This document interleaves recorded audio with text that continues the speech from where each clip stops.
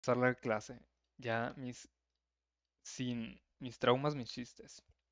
Entonces, igual, lo sigo manteniendo sencilla la parte de biología, pero no tan sencilla como la vez pasada, ¿no? Entonces, me voy a enfocar en la cabeza y cuello, pero cu- eh, continuando, por ejemplo, con la parte del tronco, de los músculos del tronco, se me hace más fácil relacionar cuello y tronco porque muchos de los músculos están conectados. Entonces, ahorita eh, vemos esa parte, ¿no? Pero bueno, antes de hablar sobre los músculos ya de forma específica, sí es necesario comentarles que existen los músculos cutáneos, que básicamente son músculos que están casi adheridos a la piel. Dice, son capas muy delgadas, de hecho, por ejemplo, cuando empiecen a hacer su disección, se van a dar cuenta de que está como entre la misma grasa de la piel. Entonces son capas muy delgadas, íntimamente junto con las fascias. Incluso, por ejemplo, el platisma, que es un músculo que está por el cuello, que vendría siendo, por ejemplo, este de aquí, que incluso las hebras se ven así como separaditas, si se fijan aquí. Ese es básicamente como una fascia, es una fascia y se alcanzan a ver como fibras musculares. Y pues está dispersa en todo el cuerpo. Entonces, principalmente lo podemos encontrar en cara, cuello y pues en el tronco. Ya, por ejemplo, cuando hablamos de los miembros, aquí ya no hay músculos cutáneos como tal. Más que nada porque la piel es delgada y directamente ya se pasa pues a las estructuras musculares o tendones o ligamentos. Pero lo que viene siendo tronco, cara y cuello, ahí sí vamos a encontrar estos músculos subcutáneos o cutáneos. Y de hecho, estos son los que permiten, por ejemplo, mover de que la pura piel. No sé si han visto de que se les paran las moscas a los caballos y generan como un movimiento, pues ese movimiento lo generan precisamente estos músculos.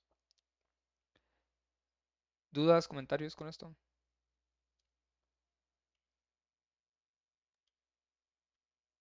Ok. Bueno, en el caso de la cabeza, esto sí lo platicamos, podemos clasificar a los músculos según la función que van a generar. Tenemos los músculos de la expresión facial o mímica, los músculos de la masticación o prensión y otros músculos que ya entran en fonación, deglución o movimientos de los sentidos. Estos digamos que serían como, bueno, sí hay otra clasificación, pero en términos anatómicos generales, que es con el fin de esta clase, no se ven a profundidad. Entonces nomás los vamos a ver como clasificatorios. Entonces fonación, pues son los que permiten pues hacer pues, los sonidos de la boca. Deglución, pues están relacionadas con la lengua. Y movimientos de los sentidos especiales, pues aquí entran oreja, oídos, pues aquí dice labios, ¿no? Pero, y nariz. Bueno, en primera instancia, hablando de los músculos de la expresión, aquí también lo comenta como cutáneos, porque estos son, algunos están delgados y pues como están precisamente para mover de forma superficial la cara, pues sirven para la expresión también. Y les había puesto esta imagen, pero porque esta es una imagen, digamos, realista, ¿no? De cómo ustedes van a empezar a visualizar los músculos. Es muy importante, sí, que empezamos a visualizar, por ejemplo, la, los orígenes y las inserciones y las capas de los músculos. Entonces les voy a hablar sobre músculos superficiales, músculos profundos y dónde se originan y dónde se insertan. Esto es porque para su laboratorio, para que ustedes puedan identificar los huesos, para que ustedes puedan identificar los músculos, pues tienen que guiarse a través de estos orígenes e inserciones y pues cuáles están superficiales y cuáles están más profundos. Pero bueno, em, en términos generales, pues así van a visualizar más o menos cuando empiecen con la disección. Entonces, es más o menos, se alcanzan como a apreciar dónde empiezan y dónde terminan. Pero por ejemplo aquí, si se fijan como que se empiezan a unir varios. Entonces aquí se batalla un poquito. Entonces, para términos didácticos, voy a utilizar pues imágenes de este estilo, esquemas, que no, que permiten un poquito visualizar las diferencias para empezar a entender dónde se originan, dónde se insertan y pues qué funciones tienen, ¿no? Entonces, por ejemplo, en el caso de los cutáneos o de la expresión, acuérdense que esto de los cutáneos es porque se originan básicamente en la fascia. O sea, en la primera capa de la piel, bueno, no en la primera, en una capa de la piel, justamente abajo de la piel, tejido conectivo, se empiezan a originar muchos de estos músculos. Si se fijan, por ejemplo, aquí se ve como una transición. Aunque estos de aquí en realidad se insertan pues en la parte dorsal del, del nasal. Pero no específicamente en el hueso, sino en la fascia. Em, y pues bueno, todos estos permiten pues mover labios, párpados, orejas, etcétera, ¿no? Pues dependiendo del músculo que estemos hablando.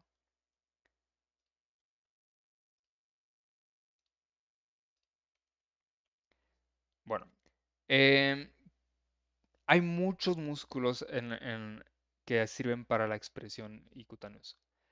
Y en cada especie varían bastante. Entonces, sí los vamos a mantener de manera generalizada. Por ejemplo, el orbicular del ojo y los que están relacionados con el ojo, pues básicamente, por ejemplo, el orbicular del ojo, que es un esfínter, es un músculo circular, pues sirve para cerrar los párpados. Y luego tenemos estos complementarios, que es un elevador del ángulo medial del ojo y un depresor del párpado, que pues ayudan también eh, pues al movimiento del ojo como tal. Bueno, no del ojo, de los párpados. En el caso del orbicular del labio, por ejemplo, pues también es un músculo esfinterario, bueno, no sé cómo se pronuncia, es un esfínter. Y básicamente es casi casi parte de los labios. De hecho, la transición entre músculo a labio es muy muy delgado. Entonces, el orbicular de los labios, pues es un músculo de los labios. Y este pues permite cerrar la boca y pues movimientos de la boca.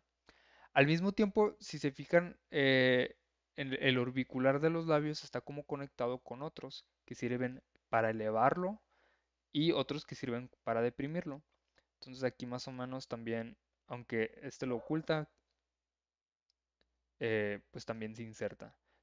Entonces el orbicular del labio se complementa con el elevador nasolabial, con el elevador del labio superior, también con el músculo canino, que en el caso del caballo eh, puede entenderse como sinónimo, el elevador del labio superior y un músculo canino, pero en otras especies se manejan diferentes. Es decir, hay un elevador del labio superior y hay un músculo canino. Pero bueno, básicamente hacen lo mismo, elevan pues los labios. Y en el caso pues del caballo y de los bovinos y cerdos está el depresor del labio inferior, pues que permite pues bajar los labios, apoyar en ese lado. También comentamos que están los músculos auriculares y pues que permiten mover las orejas. Aquí en esta imagen si se alcanzan a apreciar bien cómo hay músculos conectados con la base de la oreja en diferentes direcciones que pues permiten precisamente mover a la oreja en diferentes direcciones. ¿Alguna duda, algún comentario, alguna pregunta con los músculos cutáneos? Rogelio,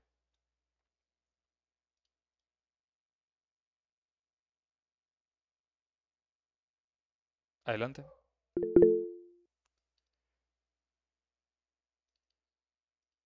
Eh, ahí te voy. Decir que se originan en el epimicio está bien, no.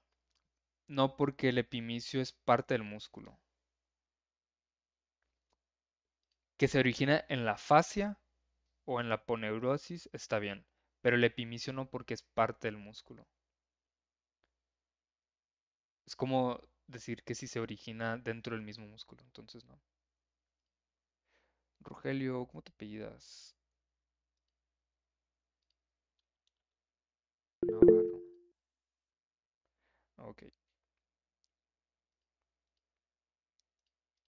Bueno, em, características, por ejemplo, les voy a hacer eh, algunas anotaciones que precisamente son para ponérselas en el repaso, porque luego me dicen, no, no lo vemos en clase. Bueno, en el caso del elevador nasolabial, pues aquí, si se fijan, el mismo nombre nos está diciendo. Eleva, pues, parte del área de la nariz y parte del labio. Entonces, si se fijan, aquí está como dividido el elevador nasolabial, una parte que se dirige en la parte lateral de la abertura nasal y otro que, pues, precisamente conecta con la parte lateral del labio, ¿no? Entonces, es un solo músculo, pero se termina dividiendo. Esto que un músculo tenga un origen y se divide y tenga varias inserciones es muy común. Y, y en muchos casos, por ejemplo, se nombran diferente. En este caso, se nombra como un solo músculo, pues con diferentes divisiones. Pero en muchos otros casos se manejan pues igual como músculos diferentes, pero con un solo origen. Entonces aquí este origina en el dorso de la nariz, específicamente en la zona de la fascia, y se inserta en el ala de la abertura de la nariz y pues una porción lateral del labio. Entonces, fíjense cómo están dibujadas las líneas, las fibras, para que se imaginen qué pasa si este se contrae. Uy, dejen- Entonces, si este se contrae, bueno, este color no se va a ver. Bueno, si este se contrae, pues básicamente va a generar este movimiento. Entonces, por ejemplo, no es que vaya a elevar la nariz, lo que va a hacer es que va a abrir las narinas. Entonces, cuando un caballo abre las narinas, pues básicamente está contrayendo el elevador nasolabial. Y al mismo tiempo puede controlar para, para contraer esta área y simplemente pues hacer como un jalón de labio. Entonces va a haber muchos casos en lo que un músculo se va a contraer y otro se va a relajar. En este caso, si se contrae el elevador nasolabial, se va a relajar una parte, una sección del orbicular del labio y así sucesivamente. Pero bueno, ¿alguna duda, algún comentario con el elevador nasolabial? Si escriben en el chat, em, levanten la mano y luego escriban, porque luego escriben y no me llega la notificación y lo veo como a la hora. Profe, Mande. me revolví tantito ahí en todo. Em, Puede ser más específico. Eh, o sea, íbamos bien ahorita, no, pero no sé cómo decirle en qué tengo duda en eso, en el elevador. Ok, pues lo vuelvo a explicar si quieren. Em, Generalmente los nombres de los músculos nos dicen o su función o con qué se conecta o ambas, ¿no? Por ejemplo, aquí nos está diciendo que su función pues va a ser elevar y se está conectando con la parte nasal y la parte labial. Entonces, en el caso del elevador nasolabial es un músculo que tiene un origen y tiene dos inserciones. Entonces aquí se pueden visualizar, por ejemplo, cómo se divide uno que conecta con el labio y otro que conecta con la narina, la abertura nasal. Entonces les decía, fíjense cómo están las líneas dibujadas, pues en cualquiera, ¿no? Pero si estamos hablando de este, por ejemplo, las líneas nos están diciendo si se contrae, va a generar un movimiento hacia arriba. O sea, hagan de cuenta que lo que hace un músculo cuando digo que se contrae es que se achica. Entonces, si este músculo de aquí se achica, va a elevar el labio. Va a ser como este movimiento. Y al mismo tiempo, si se contrae, va a generar este movimiento. Entonces puede dilatar la nariz. Yo no sé dilatar la nariz, hay muchas personas que sí, pero pues va a ser como un movimiento así, de abrir más las narices. Y así lo podemos aplicar con cualquier músculo. O sea, vean las líneas y este puede bajar la oreja. Este puede cerrar la boca. Este puede, pues, como voltear un poquito más abajo el párpado. Luego, este que es circular, pues va a cerrar los ojos. Entonces, básicamente las fibras nos están diciendo el movimiento que van a generar. De ahí que el origen y la inserción sean importantes, uno, para localizarlos, porque cuando ustedes hagan la disección del perro, bueno, ya no hacen disección del perro, pues cuando hagan la disección del animal que vayan a hacer, les van a pedir identifiquen este grupo de músculos. Entonces, la verdad es que la teoría no te va a servir tanto o sea, si se van a acordar de que lo vieron en clase, ¿no? Y si fueran, a lo mejor hay otros maestros que todavía apliquen de que se tienen que aprender todo el origen y toda la inserción de todos los músculos. Pero en fin, el punto es que tienen que identificar el nasolabial o tienen que identificar el macetero y muchos músculos más.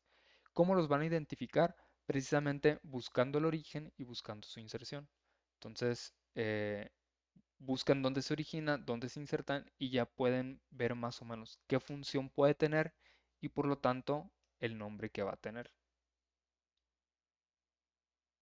Entonces, para las prácticas de miología de laboratorio, les recomiendo fuertemente que se agandallen un libro de disección del perro, disección del cerdo, disección del borrego, animal que vayan a hacer en biblioteca y le saquen copias para su práctica porque les va a hacer un súper paro tototototote. Ya me desvié del tema, ¿verdad? Pero bueno, ¿alguna otra duda? No, profe, ya me quedó claro. Arre, pues.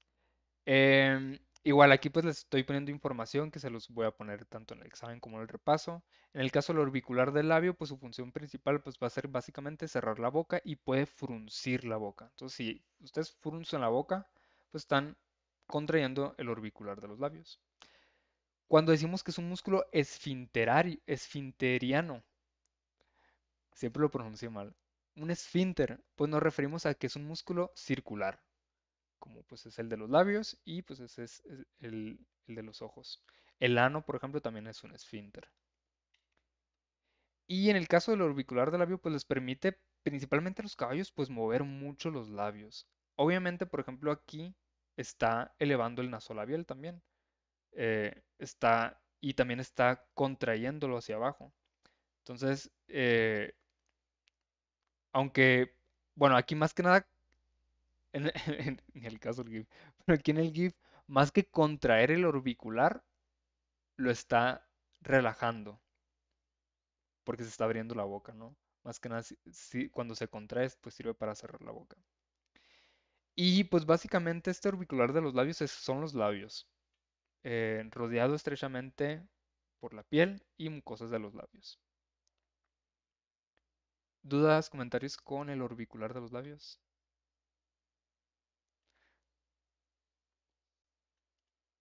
Profe, tienen que abrir eso, ¿verdad? A ver, profe, ¿me lo puedes volver a explicar? Es que andaba un poco perdido. Sí. ¿Qué cosa? El orbicular de los labios. Uy, no sé si lo puse en silencio. Sí. El orbicular de los labios básicamente es un músculo que está adherido a los labios, es un músculo muy superficial y sirve para cerrar la boca, fruncir la boca. Si ustedes, voy a hacer muchas caras en este video, en esta clase, pero si ustedes de que hacen esto, pues básicamente están contrayendo a los músculos. ¿Nos tiró un beso, profe? Sí. Eh, em, ya me distraje. Pero pues básicamente eso. Pero por ejemplo en el GIF, aquí pues está abriendo la boca y está relajando el orbicular de los labios. Y los que se están contrayendo pues son por ejemplo el elevador nasolabial y aquí por ejemplo, bueno, no sé si alcanza, bueno, sí, este de aquí. Este por ejemplo permite como retraer la parte de abajo de los labios. Entonces es lo que está haciendo el GIF aquí. ¿Alguna duda? ¿Algún comentario? Bueno, No, eso está bien, profe. Muchas gracias. de nada. En el caso del músculo canino, este de aquí recibe su nombre canino porque se inserta más o menos donde está el diente canino. Em, Y si se imaginan, por ejemplo, qué pasa si se contrae este músculo, lo que va a pasar es que se va a jalar el labio hacia arriba. Y se le conoce también o se caracteriza este músculo porque genera la expresión de gruñir. Dilata también un poquito la abertura de la nariz. Entonces, si se fijan, también está conectado con la nariz y pues puede generar una contracción que permita dilatar la nariz. Su origen es en la parte ventral del agujero infraorbitario, que si se acuerdan más o menos, debajo de, aquí está la órbita del ojo, y más o menos como por aquí está un foramen, que es el foramen infraorbitario. Entonces más o menos por este punto se origina y se irradia o se dirige hacia la abertura nasal, ¿no? Y el labio superior. Entonces cuando este músculo se contrae, pues gruñen. Está más desarrollado, por ejemplo, en los caninos o en los gatos, que pues ellos generan esta expresión pues precisamente como de defensa. ¿Dudas, comentarios con el músculo canino?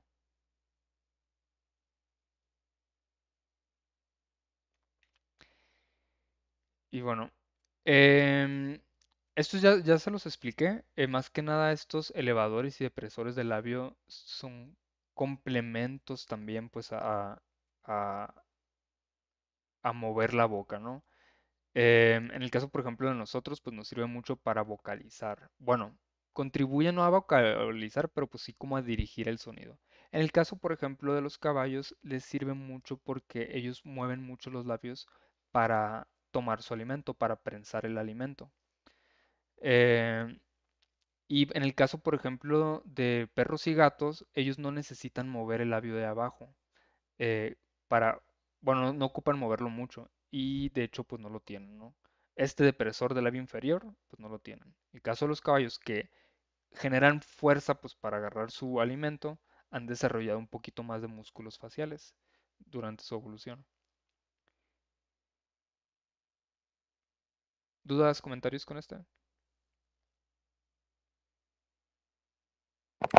No, profe.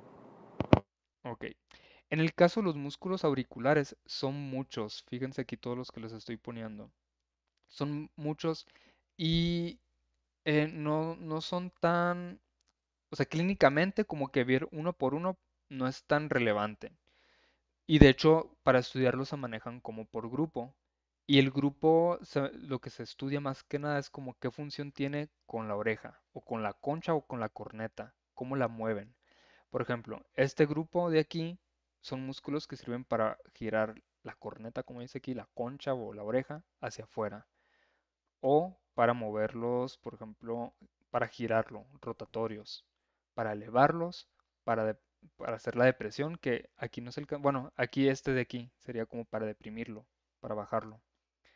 Y varían mucho en las especies, porque incluso entre razas hay algunos que incluso aunque los tengan, los van a tener más o menos desarrollados. Em, los nombres, por ejemplo, que se les van denominando es más o menos en dónde se originan y su capa. Porque si se fijan, hay como capas. Hay unos que están más superficiales, otros que van a estar más profundos. Entonces, en el caso de los músculos auriculares, pues lo importante de esta parte, pues es nomás como que visualicen que se estudian por grupo y que más que nada es sobre qué va a hacer con la oreja. Si lo va a elevar, si lo va a girar, si lo va a girar para adentro, para afuera, etcétera, ¿no? Y pues hay muchos orígenes en estos músculos. Son muchos y tienen muchos orígenes. Y esto pues también permite la versatilidad del movimiento de las orejas. En el caso, por ejemplo, de los humanos que no movemos las orejas, pues muchos de estos músculos no los tenemos o los tenemos atrofiados. Y por ejemplo, en el caso de los gatos que tienen mucha movilidad para sus orejas o de los caballos, eh, pues sí, tienen muy desarrollados estos músculos y ellos los controlan muy bien a libertad. ¿Dudas, comentarios con los músculos auriculares?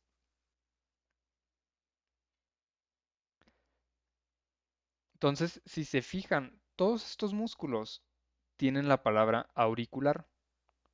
Escútulo auricular, cigomatóico auricular, cérvico auricular, parietoauricular, todos. Entonces, básicamente nos están diciendo que tienen algún punto de origen, cérvico, parieto. Cérvico pues se refiere que tiene un origen a lo mejor en el cuello. Parieto pues en el hueso parietal. em, Cigomático pues en el hueso cigomático, etcétera, ¿no?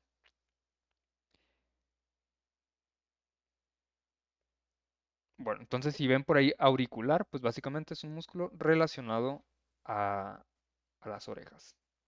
¿Dudas, comentarios? ¿Alguno de ustedes? Rogelio, tienes la mano levantada. ¿Quieres decir algo?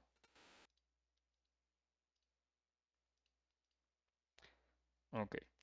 Em, en el caso de los músculos de la masticación, aquí vamos a encontrar uno de los músculos más grandes de la cabeza, especialmente por el músculo macetero, que es el de la mejilla. Em, Todos estos están relacionados con la mandíbula, de ahí, pues de la masticación, pues que permite mover la mandíbula para, pues comer, ¿no? Para triturar. Abre, cierra y lateralidad, por ejemplo, para hacer como de molienda. O sea, cuando los animales, por ejemplo, los bovinos, mueven su mandíbula eh, hacia los lados, es para, pues, hacer la trituración del alimento. Em, Aquí pues tenemos el macetero, que es el de la mejilla, tenemos el hueso temporal, tenemos el digástrico y uno que es interno esta es la mandíbula, uno interno que es el pterigoideos, y este por ejemplo cuando se contrae es el que permite mover la mandíbula hacia los lados. ¿Levantaron la mano por ahí? Sí, profe, eso de los movimientos hacia los lados viene siendo más que nada los rumiantes, ¿no, profe? Sí, pero por ejemplo nosotros también podemos moverla hacia los lados. Eh, Ah, pues sí. los rumiantes lo tienen más desarrollado. ¿Es más fuerte o más grueso? Sí. Oh, muy Y bien. junto con los otros, de hecho los músculos de la masticación de los rumiantes están más desarrollados precisamente porque ellos pasan muchas horas al día masticando por el proceso de rumiación. Si, Demasiadas horas. o sea, si ven a una vaca, si no está dormida, probablemente esté masticando, entonces sí. Y de hecho el macetero lo tienen súper hipertrofiado, se dice que lo tienen muy grande. Entonces visualicen qué pasa si se contrae, siguiendo las líneas, pues qué va a pasar, ¿no? En el caso del macetero, que es el de la mejilla, cuando está contraído mantiene la boca o la mandíbula cerrada. Aquí se eleva la mandíbula, ¿no? Pero pues la mantiene en su lugar. Muy desarrollada en herbívoros, precisamente porque los herbívoros tienen que estar mastica y mastica y mastica. En el caso del temporal, que es este de aquí, dice que eleva y retrae la mandíbula, permite hacerla un poquito para atrás. Esta más importante dice que en carnívoros, precisamente para los movimientos que tiene que hacer con la boca para prensar a su presa. En el caso del pterigoides, ya lo comentamos, movimientos laterales. Y es el que se encuentra en la cara interna de la mandíbula. Entonces, por eso en esta imagen no lo podemos visualizar. Luego el digástrico, pues imagínense qué pasa si este se contrae, pues básicamente abre la mandíbula, abre la boca. Baja o abre la mandíbula. Y este dice que trabaja en oposición a los músculos de la masticación. Es decir, cuando el macetero, el pterigo y el temporal se contraen, el digástrico se relaja. Cuando mencione que un músculo trabaja en oposición al otro, a eso me refiero, que cuando uno se contrae, el otro se dilata y viceversa. Se relaja, dije dilatar, se relaja. ¿Dudas, comentarios con esto? No, profe. Por ahí levantaron la mano. Alexia, dime. Médico, ¿qué diferencias hay entre el macetero y el pterigoideo? Pterigoides. Ajá, pterigoides. O Eso. pterigoideo, sí, sí. Ujú. Diferencias por la función, dices. Ajá, funcionales. En el caso del macetero es el que mantiene cerrada la boca. O aquí se eleva la mandíbula. Pero pues más que nada mantiene cerrada la boca. Y el pterigoideo, que es este interno, cuando se contrae genera movimientos laterales de la mandíbula. Entonces, por ejemplo, este se contrae y puedes hacer esto. Bueno, ni siquiera sé si se ve. Pero ajá, pues mueves la mandíbula hacia los lados. En el caso de los bovinos no puse GIFs, les hubiera puesto un GIF. Pero los bovinos cuando están masticando mueven mucho la mandíbula así como para los lados. Como si estuvieran masticando un chicle así, pero bien exagerado. Pero la mueven muy rápido, muy fuerte, ¿verdad? Así Sí, como muy exagerado. sí, sí, sí. Eh, no sé qué pasa cuando uso el Alt Tab para cambiar de ventana. Se me traba la computadora. Si no les busco un GIF y ahí se los pongo.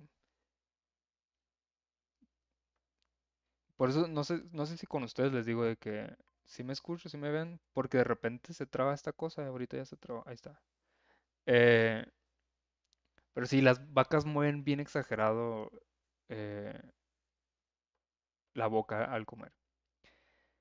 Em, yo creo que hubiera más dudas entre este y este, de que cuál es la función si los dos elevan la mandíbula, por ejemplo, ¿no? En el caso, por ejemplo, del temporal, como que hace la mandíbula un poquito más para atrás y permite hacer pues un movimiento diferente. Pero ambos, digamos que cierran la mandíbula. Se complementan entre ellos para mantenerla cerrada. Em, algo les iba a comentar bueno, en el caso del macetero, tiene diferentes capas. Este aquí vemos una capa más superficial, pero hay otra capa que sí se ve como que las líneas o las fibras están más así, como más eh, verticales. Y ese sí, pues se permite visualizar mejor cómo es que cierra la mandíbula. Bueno, en el caso del macetero, pues es un músculo grande, es visible, pues básicamente son el de los cachetes. Aquí yo no tengo cachetes casi, entonces casi no se ve, ¿no? Pero pues básicamente es el clave para la fuerza de la mordida, como aquí dice. Entonces, cuando hacen presión en la mandíbula, pues están contrayendo más el macetero. No sé por qué se llama macetero, la verdad, pero bueno. En rumiantes, pues ahorita lo comentábamos, ¿no? Están muy desarrollados precisamente porque pues se la llevan masticando. Y pues ya. ¿Dudas, comentarios con esto? Es este gigante. Entonces si se contrae, miren, estas fibras si permiten como visualizar más que pues va a mantener la mandíbula cerrada.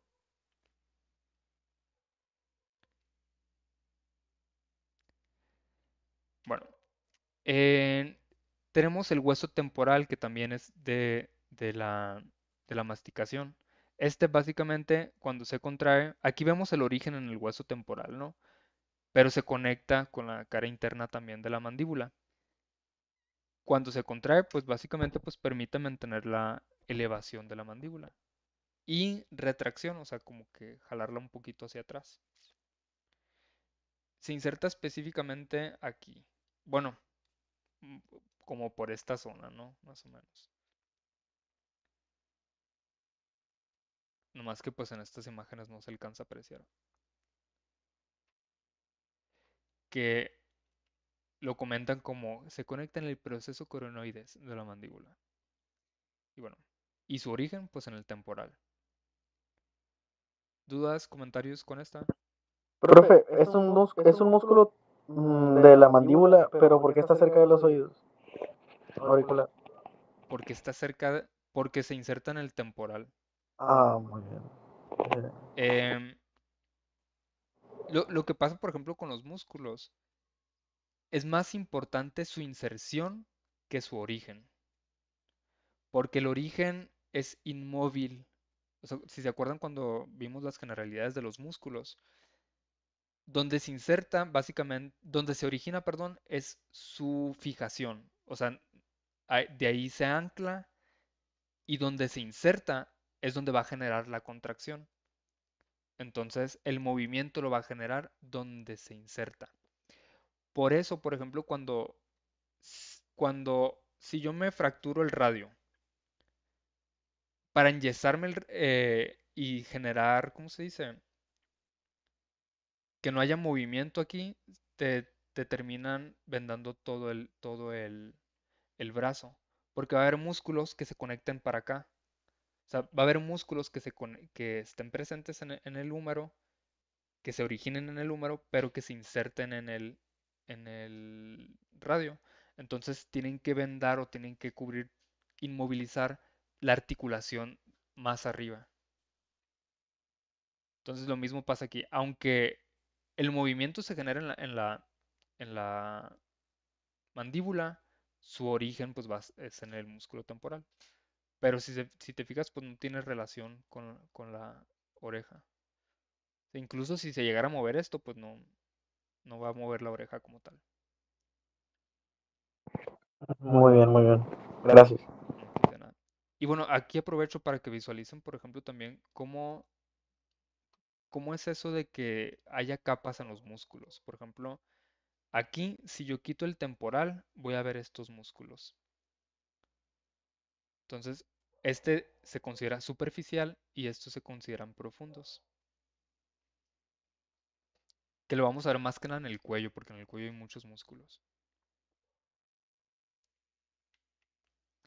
Bueno, otro músculo que no es que sirva para masticar, pero tiene que ver mucho con la comida, con el tema de la comida, es el músculo bucinador, que está en la cara interna de las mejillas.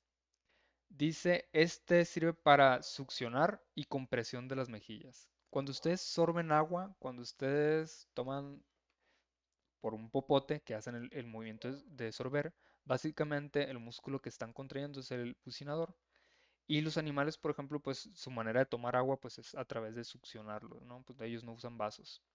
En el caso, por ejemplo, de los caballos. Los perros, pues lengüetazo.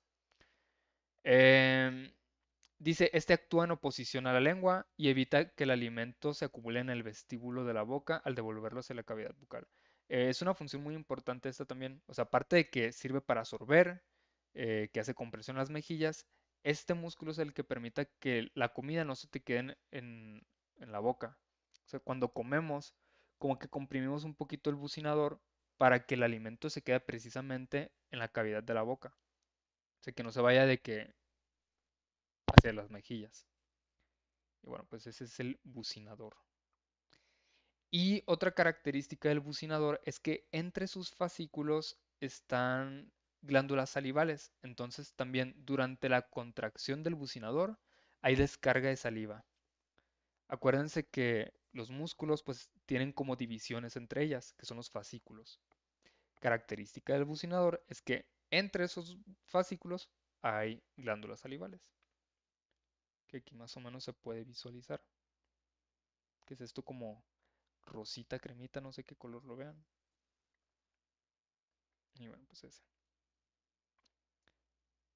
Profe, entonces el bucinador es como el cachete interno. Ajá, sí, es como el cachete interno.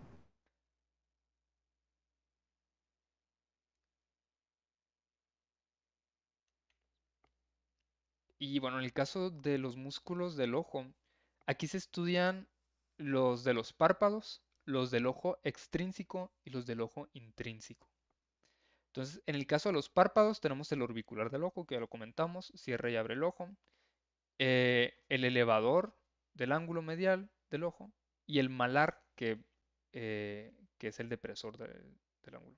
Entonces uno baja el párpado inferior, otro lo eleva y pues el orbicular del ojo pues básicamente es para cerrar los ojos.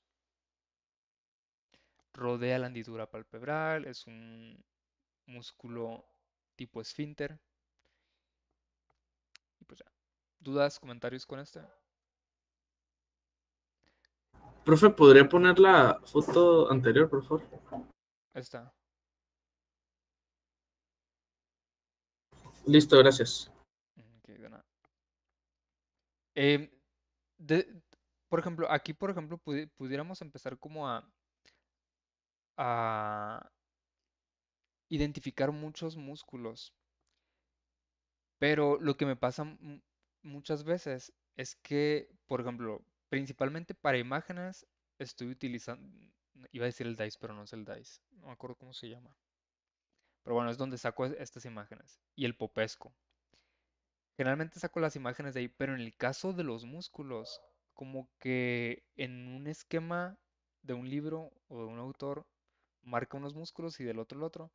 Entonces, sí, básense en lo que les estoy poniendo aquí, porque pues básicamente con las imágenes de esta, de estas presentaciones, pues es como los voy a evaluar. Porque a lo mejor y si ustedes se ponen a buscar músculos en otros libros o algo así, probablemente nos podamos confundir. Precisamente porque cuando empiecen a hacer la disección, se van a dar cuenta que es pues un desmadre. No quería decir desmadre, pero es un desmadre. O sea, ustedes van a abrir el animal y nomás van a ver puro músculo. ¿Cuál es cuál? ¿Quién sabe? Yo creo que incluso los maestros de laboratorio ni han de saber ellos también. Han de decir, ah, sí, sí es este.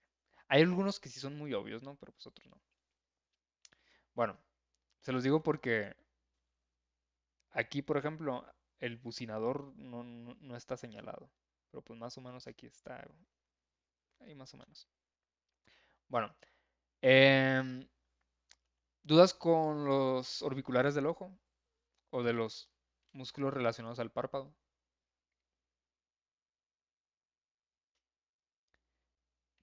Bueno, les dije que dentro del ojo están los extrínsecos y los intrínsecos. Los intrínsecos, pues básicamente son los que contraen y relajan la pupila, el iris. Los extrínsecos son los que generan el movimiento del ojo. Y son seis, ¿no? Que aquí están enumerados. Bueno, aquí son siete, pero porque se está incluyendo el nervio óptico, ¿no? Pero los que se estudian son seis músculos. En el caso, por ejemplo, del retractor del bulbo, nosotros no lo tenemos, nosotros no podemos contraer el ojo hacia atrás. Ignoro si los animales sí, o sea, no sé cómo hacen eso de contraerlo, pero pues así dice el libro de anatomía. Y pues básicamente se nombran por el movimiento que van a generar. Cuando generan movimientos rectos, pues están los rectos y dependiendo de cómo estén localizados. Dorsales, ventral, lateral y medial. Y los oblicuos pues generan un movimiento oblicuo del ojo. Y tenemos dorsales y ventrales. Y el retractor pues retrae el ojo. ¿Dudas, comentarios con músculos extrínsecos del ojo? No se los puse como tal en la diapositiva, pero se los vuelvo a repetir. Extrínsecos son los que mueven al ojo. Y los intrínsecos son los que dilatan o contraen la pupila o el iris del ojo. O sea, los que controlan la cantidad de luz que va a entrar al ojo. ¿Sí me explico? Y esos, pues no los vamos a estudiar aquí porque se estudian más que nada cuando vemos órganos sensoriales, pues, que es la última unidad.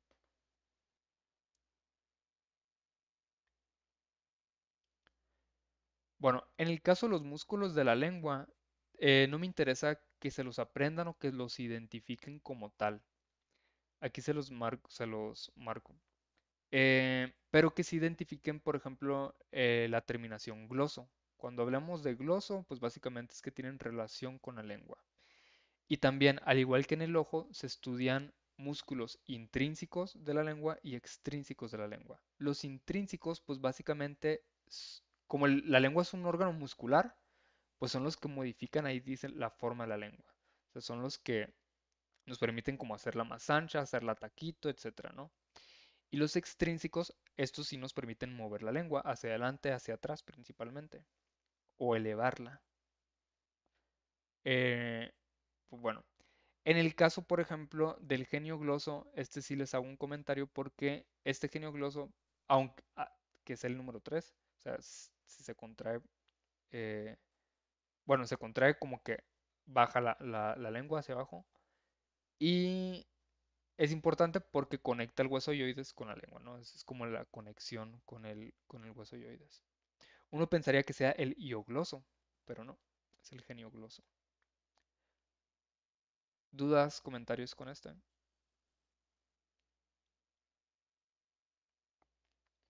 Bueno, los músculos de la lengua, pues pueden entrar como músculos de la masticación, pero no porque no están relacionados con la mandíbula. Estos más que nada están relacionados con la deglución y con la fonación.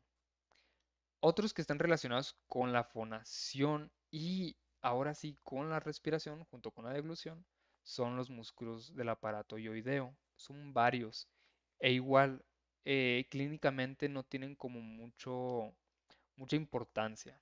Simplemente que entre ellos, que son todos estos que les estoy dejando aquí marcados, permiten funciones de deglutir, movimientos de la laringe para la fonación y respiratorios.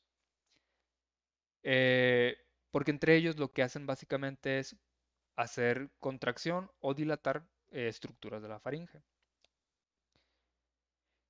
Aquí pues la única comentario pues que el miloioideo forma parte del diafragma oral o el piso de la boca. Pues, básicamente el piso de la boca es este de aquí, que se le conoce como miloioideo. Y pues pertenece a los músculos del aparato ioideo. De ahí que si se fijan en los nombres de este grupo de músculos, siempre terminan en ioideo o comienzan en io. Entonces, básicamente es por el aparato en el que están relacionados. ¿Dudas, comentarios con esto?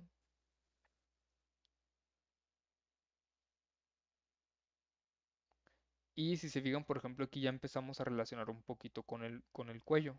Ya estos, por ejemplo, el esternoioideo, básicamente es un músculo que nace en el esternón y conecta hasta el aparato ioideo. Entonces, es el más ventral y sigue por la línea del esternón. Entonces cuando tragan, sienten un movimiento que va justamente pues desde el cuello. Ese, bueno, participa, ¿no? El esternoioideo. Bueno, hasta aquí la clase de ahora. Yo pensé que iba a alcanzarles a hablar sobre músculos del cuello, porque dije, ay, pues es el repaso, ya vimos todos los músculos de la cara, pero pues sí, lo quise hacer un poquito más detallado. Em,